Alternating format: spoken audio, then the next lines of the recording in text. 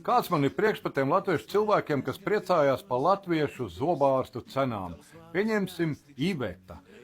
Dr. Sapins klīnikā viņai iztīrīja apakšējo žokli, izrāva visus zobus ārā, ieskrūvēja 4 implantus un kopā sanāca tikai 7,5 eiro. Super, praktiski pavelti.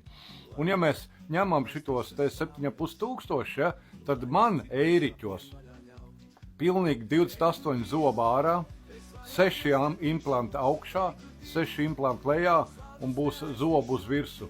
Man tas maksāja eiriķos ap 7,000. Tur kurs jāskatās. Te jūs varat salīdzināt. Viņai 4 implanti un tikai apakšā zobi. Man 12, visa mute zoba. Man ap 7,000 pa visu, viņai 7,5 tikai pa apakšu. Kaut kā tā, lūk, tādas mums ir tās cenas.